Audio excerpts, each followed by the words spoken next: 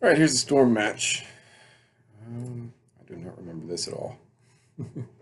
So, anyways, I do, yeah, it's a pretty decent hand. Lantern, Whir, and Bridge. Hey, buddy. So, an opponent is on Storm. Hey, Booger. Hi. Hold on. So, Lantern out. I already figured that my opponent's probably on Storm, and my opponent tells me this is probably not the matchup that I wanted to see.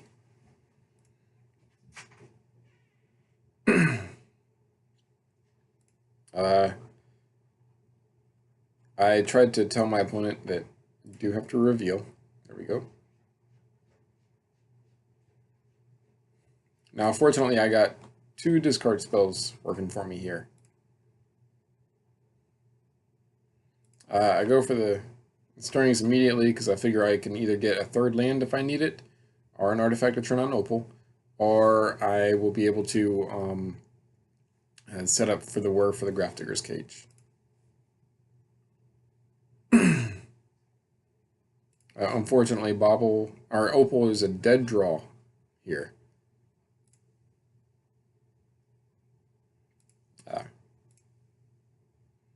Opponent goes for it immediately, I guess because they see the Brutality coming up. So they don't know about, and they know that I have Brutality in hand. So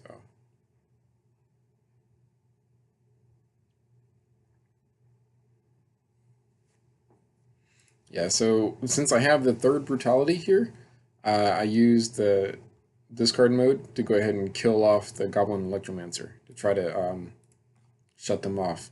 Now they know about two Brutalities, so as far as they know, they don't know about this one right here. So they could try to set up and go for the third one, and that's my plan here. Now that will allow me to get the gifts.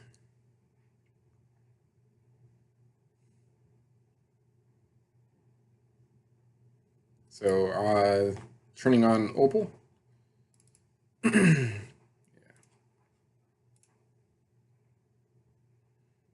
And let my opponent try to go for some crazy stuff.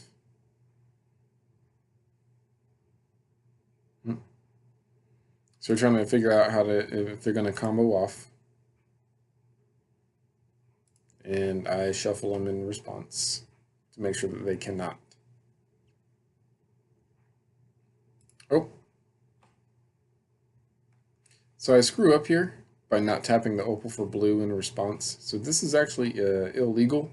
Now, if I do it right, I mean, I tap that in response to the Lantern Shuffle effect. So, yeah. So we're good. Turn off Scalding Tarn because there's nothing really else to name, and I want to turn Opal back online. And Bridge, just in case. Again, I'm not too worried about all of this right here. They don't have enough to grape shot me to death yet. So now I'm going to go ahead and do the Whir. And I Whir for the Witchbane. And opponent concedes. So I do need to be more careful about tapping before I sack stuff to turn off Opal. And you can see there, Opal was a dead draw turn 1 and turn 2, and was actually not good for me because it cut off what I was able to do if I don't plan ahead. Now, let's see, game 2, pretty decent. I got the lock with Brutality. Now, against Storm, normally what I do is I set in all of my discard.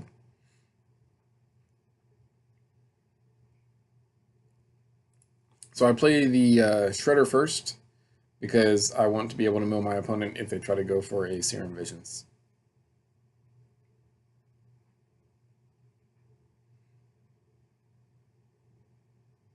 Yep. And now I'm trying to figure out, I wasn't sure what I wanted to do here as far as Stirrings or Brutality. Or Lantern. It was probably right to, I don't know, maybe Stirrings there would have been good.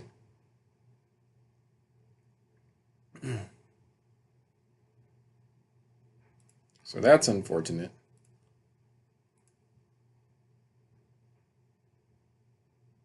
So I'm milling myself, and I just so happen to mill into a Grafdigger's Cage, which is fantastic.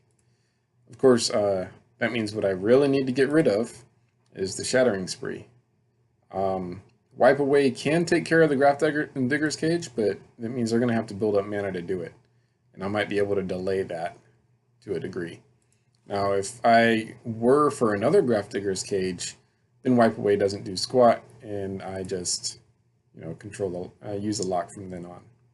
Now, I had somebody talk to me on Reddit about how they think that it's better to mill the Serum Visions here. And I highly disagree, and that's because, so they just spent a drawing Serum Visions. If they play Serum Visions now, they basically just cut themselves off of a blue mana. Which, that's what happens. Now, I let them draw the dead card, and if they try to scry, then I, either shuffle it away or mill it.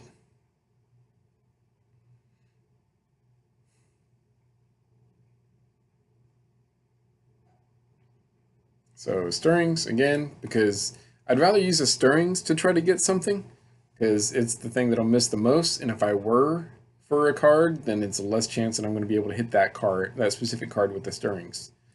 So if I Stirrings, I might be able to get something, and then I can just whir for whatever else if I really need it. So here's where I whir, and again, I want to make it so that my opponent cannot combo off. So what I'm going to do is whir for another cage. That'll do two things. That's going to overload their ability to wipe away, because they can only wipe away one thing, and it's going to cut off the card that they're about to draw.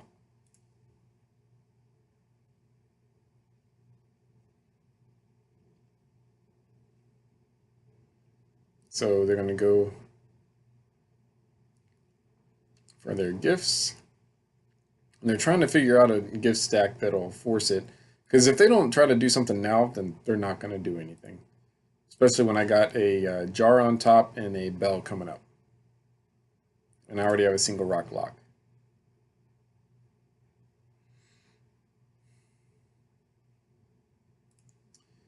So what I have to do here is make it so that they can't really do much.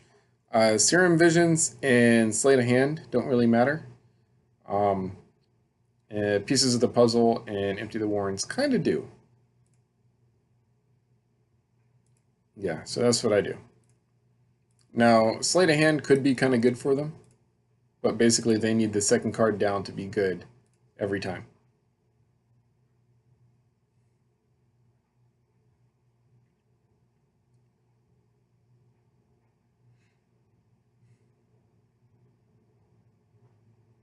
So I make my opponent shuffle there in response because I don't want to give them something that's going to reduce the cost of their cards.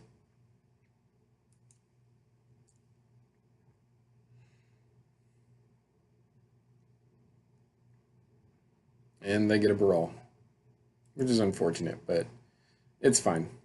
I go ahead and, since they don't have Artifact Destruction available, I go ahead and mill this, and I figure I'll just get it later with the Academy of Ruins. I'm milling myself again, so I can try to make sure that they don't, get something going. I'm trying to dig into more mill rocks now, if at all possible.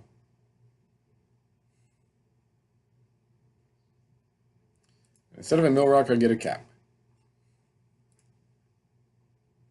Now, my plan now is to play cap next turn.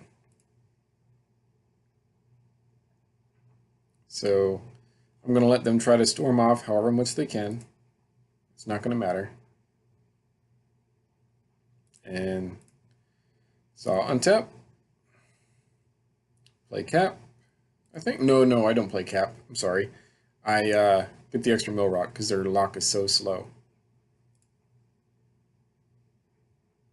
And yeah, that's going to be it. Because now I'm going to untap and I can play another mill rock, or I can play cap and then sack cap and win. So, big takeaway from this one is, again, I need to watch cutting myself off of Metalcraft with those opals. Really not happy with how the opals have been performing.